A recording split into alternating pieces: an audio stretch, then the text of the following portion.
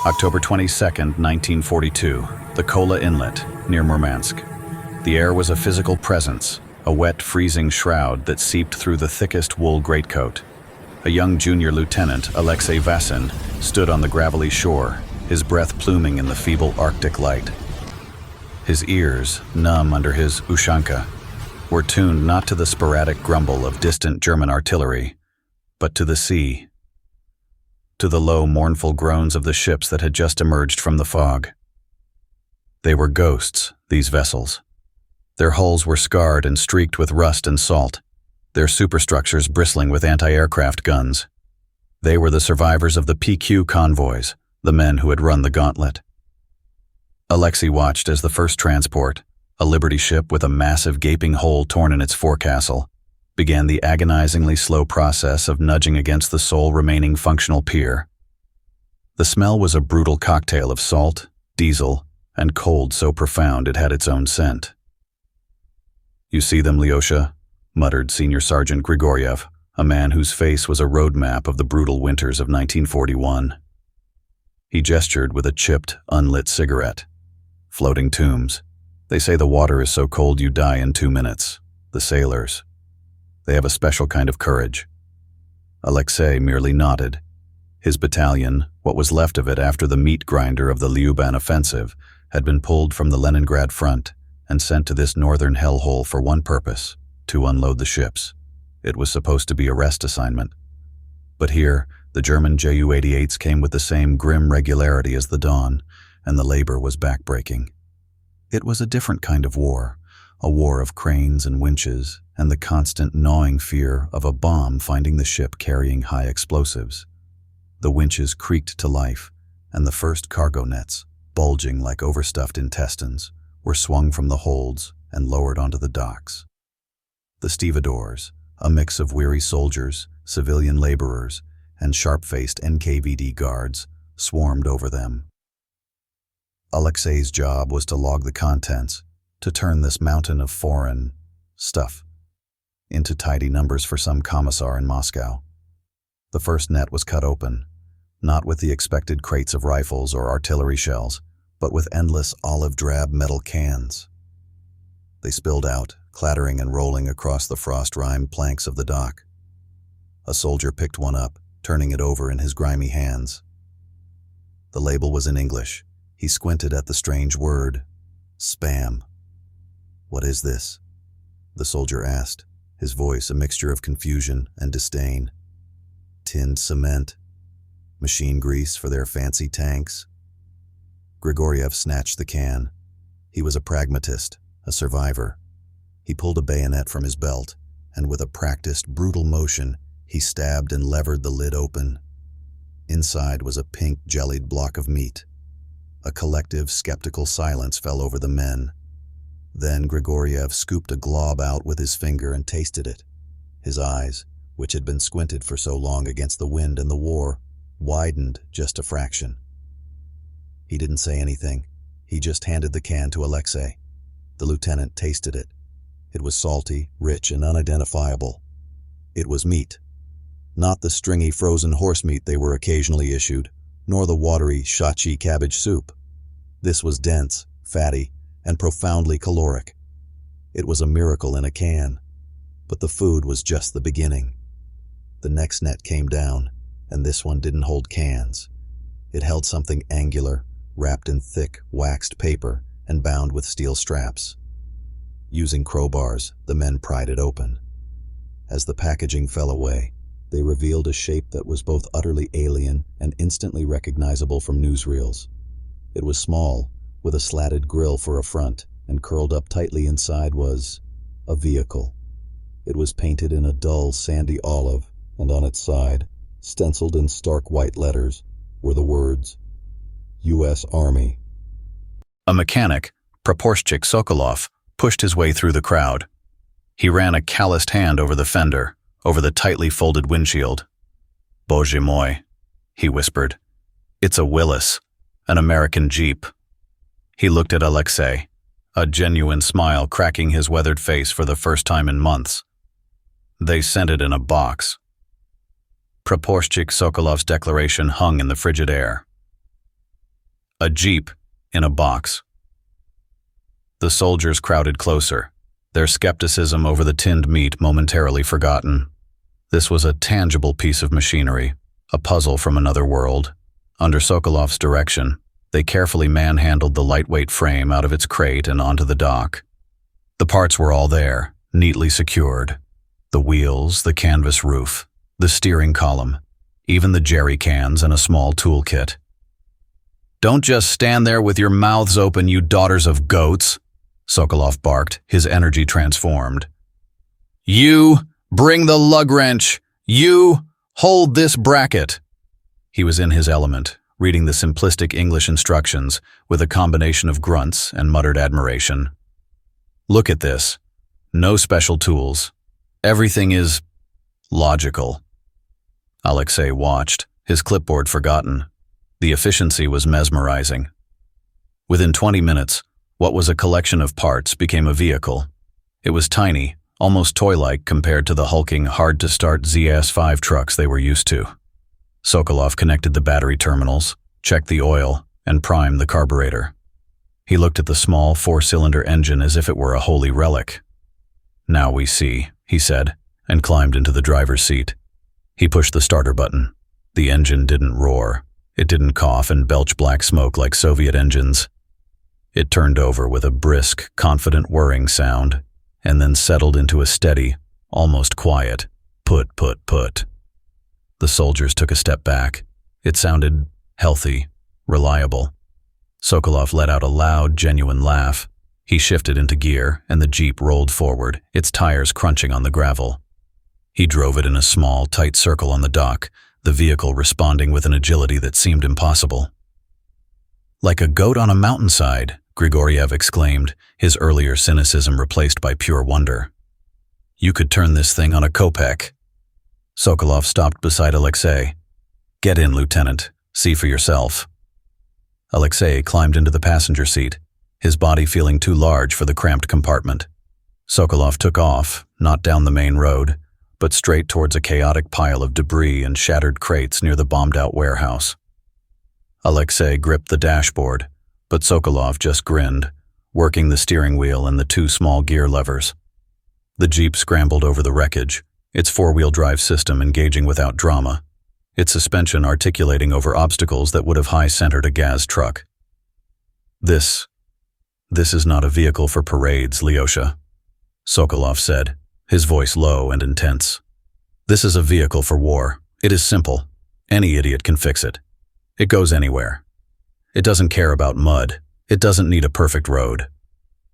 He brought the Jeep to a halt back at the dock, the engine still purring contentedly. "They didn't just send us a car, they sent us mobility."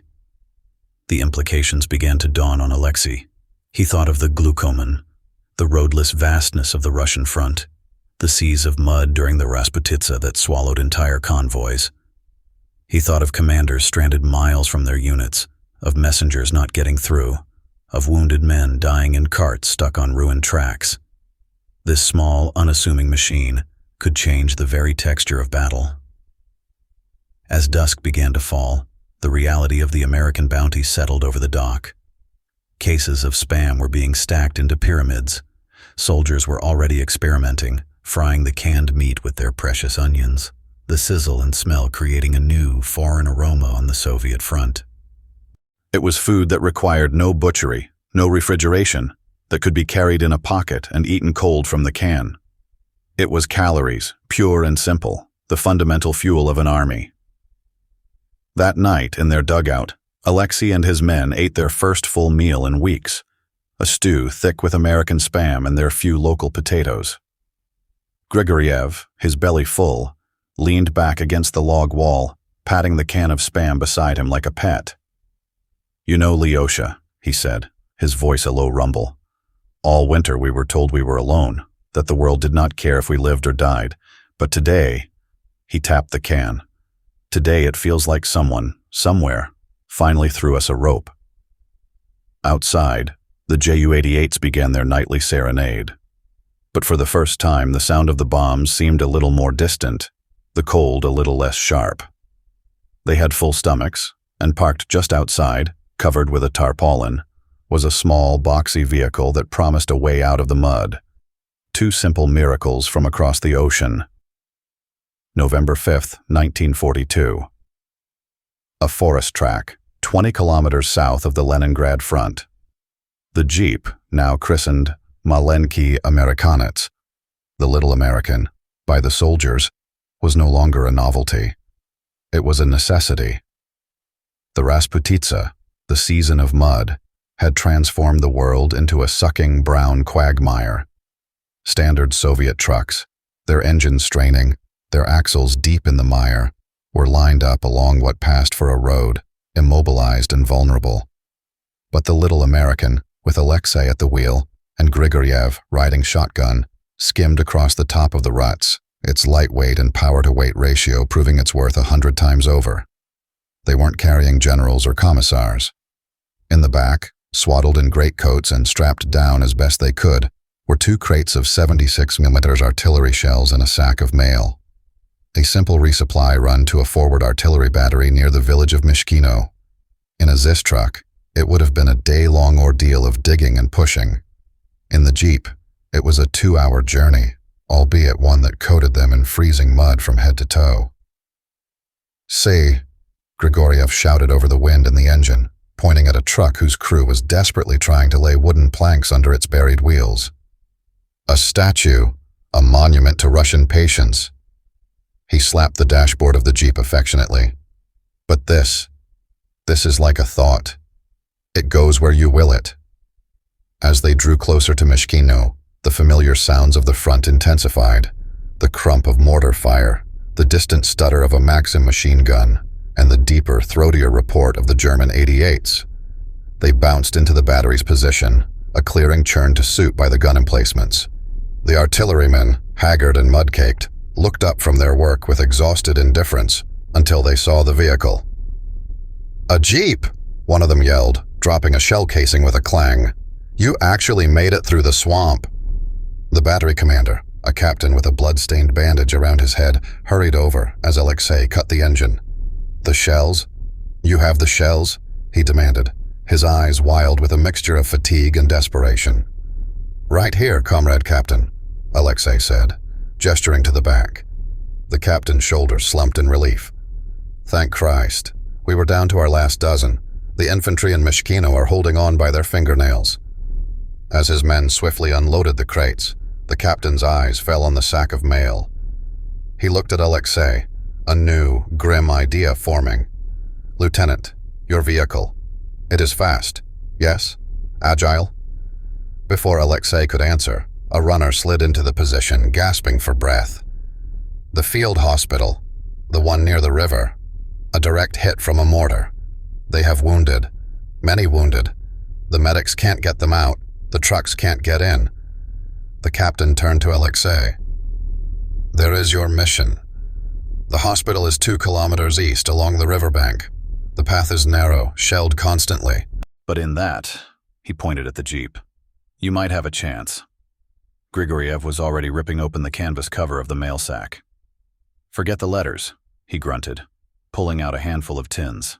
He tossed one to Alexei. "Spam. Eat. Quick, you'll need the strength." They ate the cold, salty meat straight from the can, their first food in hours, the foreign sustenance fueling them for a task that felt uniquely theirs. The drive to the field hospital was a nightmare traverse. The path was a goat track, littered with shell craters and fallen branches. German mortar teams had the range, and every few minutes, a round would land with a concussive thump, spraying them with dirt and shrapnel. Alexei drove by instinct, swerving, accelerating, using the Jeep's incredible maneuverability to present an impossible target. They found the hospital, a few scattered tents and a half-collapsed izba, in chaos. A young, harried doctor with blood up to his elbows just stared as the Jeep skidded to a halt. "How did you—" "No time," Alexei said. "Who can walk? Who must be carried?" They worked fast. They loaded 3 wounded men into the Jeep, one laid across the back seats, his leg a mess of bandages, and 2 others squeezed into the passenger footwell, clinging to consciousness. There was no room for dignity, only necessity. The return trip was slower, more perilous. the Jeep bottoming out on the rough terrain under the extra weight. But the little engine never faltered. When they finally bounced back into the relative safety of the artillery position, the medics took the wounded. The battery captain simply looked at Alexei, then at the mud-spattered, indefatigable Jeep. He didn't say a word. He just nodded, a gesture that conveyed more than any medal or citation ever could. The American machine had done what Soviet machines could not. It had saved men, not with a cannon, but with its wheels. December 17th, 1942. A vast, camouflaged warehouse complex deep in the Soviet rear. The little American was no longer alone. It was parked in a row of a dozen other Jeeps, a fleet of unassuming mud-colored workhorses. Alexei's battalion, now formally tasked as a Lend-Lease distribution unit, was operating out of a network of railway sidings and warehouses that had become the pulsing heart of this new foreign-supplied war effort. The scale of it was beyond anything Alexei could have imagined on the docks of Murmansk. The air inside Warehouse 7 was thick with the smell of diesel, fresh rubber, and the peculiar, oily scent of new machinery. It was a cathedral of abundance, a place that defied every reality Alexei had known since 1941. He walked down aisles that weren't aisles but canyons, flanked on either side by towering, neatly stacked walls of crates. Each stencil was a message from another world. Dodge WC-54, ambulance. GMC CCKW, 2.5-ton truck. Universal carrier, Bren gun. Senior Sergeant Grigoriev was perched on a stack of crates containing Thompson submachine guns, using his bayonet to open a wooden box marked U.S. Army rations. He pulled out a bar of dark chocolate, snapped it in two, and tossed a piece to Alexei. "Try this, Lyosha. Not as good as real chocolate, but it has..." What did the commissar say? "Caloric density." He grinned, his teeth stained brown. It tastes like victory. But the true marvel was outside. The railway spur was a scene of controlled chaos. Two massive American-built locomotives, themselves products of Lend-Lease, were breathing steam, their tenders being loaded. And lined up on flat cars, chalked and chained down, were row upon row of tanks. But these were not the familiar low-slung T-34s. These were M4 Shermans, taller, with a distinctive rounded turret and a main gun that gleamed under the weak winter sun. A group of Red Army tankers, recently arrived from the Stalingrad front, stood in a silent, awestruck circle around one of the beasts. Their commander, a captain with the Order of the Red Banner on his tunic, ran a hand over the welded hull. "Thinner armor than a T-34, one of his crewmen muttered, a note of criticism in his voice. The captain didn't look away from the tank. "True, but look at the quality of the weld, and look inside." He hoisted himself up. "They have a radio in every tank. Every tank. Not just for the commander. Do you understand what that means?" Alexei understood. He thought of the chaotic Soviet attacks, where unit cohesion often shattered the moment the battle began, where flags and hand signals were the only way to communicate. An army where every vehicle could talk to every other vehicle was an army that could think and react as one. It was a qualitative difference that went beyond steel or firepower. That evening, in the battalion's makeshift mess hall, a tent heated by a Burjwika stove that was itself probably American, the conversation was different. The initial disbelief had faded, replaced by a grim, practical appreciation. The jokes about second front in a can were still made, but they were now fond, not derisive. The American Spam, now a staple, was fried with garlic and called Roosevelt's rations. The Jeeps were no longer curiosities. They were the battalion's lifeblood. Grigoriev sat beside Alexei, stirring his stew. "I was thinking, Lyosha," he said, his voice low. "All that first winter, we fought with our fingernails. We threw ourselves at German tanks with Molotovs and a prayer. We were told our spirit was enough, that the motherland's dirt would save us." He took a spoonful of the stew, gesturing with it towards the tent opening, beyond which the silhouettes of the Shermans were visible against the night sky. "But this is not just a rope. This is a ladder. It is one thing to be thrown a rope when you are drowning, It is another thing to be given the tools to climb out of the hole yourself. He was right. The Lend-Lease aid was not just saving lives, it was transforming the Red Army's very capacity to make war. It was providing the mobility, the communications, and the logistical backbone that would allow the Soviet steamroller, once fueled by sheer, desperate manpower, to become a modern, mechanized juggernaut. The shock had subsided. Now there was only the grim, determined work of unwrapping these American-made miracles and sending them east towards the sound of the guns. March 15th, 1943. The rolling steppes west of Kursk. The earth had finally thawed, but the great battle everyone expected was still a specter on the horizon. Instead, a different kind of storm was gathering. Alexei stood at the edge of an artillery position so vast it defied comprehension. But these were not the familiar howitzers of the Red Army. Lined up in perfect, deadly rows, their long barrels pointed towards the German lines, were American M1938 155mm howitzers. Their prime movers were not struggling Soviet tractors, but powerful six-wheel drive Studebaker US-6 trucks. The Studebakers were everywhere. They were the new circulatory system of the front. They hauled ammunition, they towed guns, they carried entire battalions of infantry to new positions with a speed that left the German intelligence baffled. The Red Army was transforming before Alexei's eyes, shedding its ragged, foot-mobile skin for something sleeker, faster, and far more deadly. Grigoriev leaned against the fender of their Jeep, now looking small and humble next to the hulking Studebakers. He nodded towards a group of soldiers loading 150 shells onto a truck. Remember Murmansk? The one can of meat. Now look, we are not just eating their food, Lyosha. We are firing their guns, riding in their trucks, talking on their radios. We are fighting a war wrapped in American steel. A new sound cut through the steady rumble of engines, a sound that was becoming the anthem of this newly mobile army. It was a sharp, metallic rustle, like a great beast shaking itself awake. From a concealed position in a nearby gully, a battery of Katyusha rocket launchers, the Stalin's organs, let loose a salvo.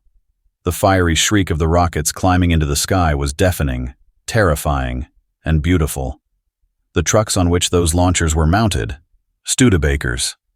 The Americans had sent the platform, the Soviets had provided the soul-scorching fury. Later that day, a political officer, a Zampolit, gathered Alexei's unit. He was a lean, intense man, with eyes that missed nothing.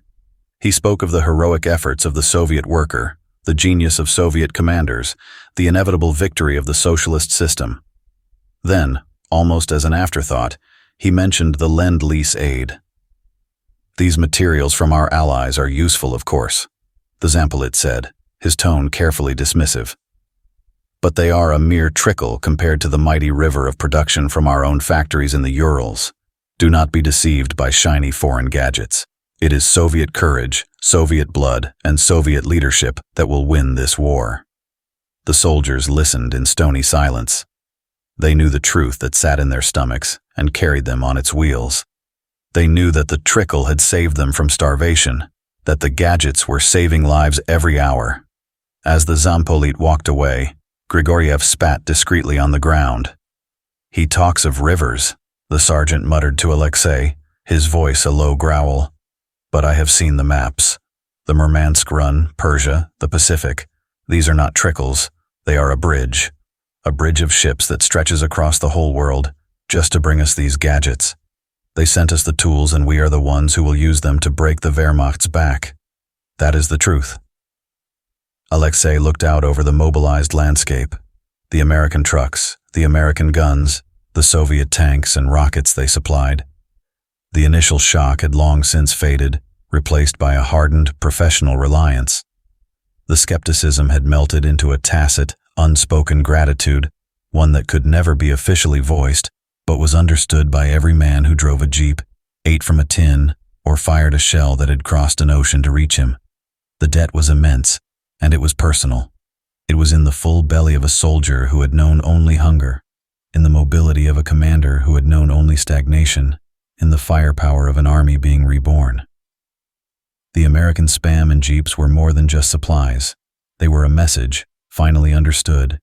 You are not alone. Now go and fight.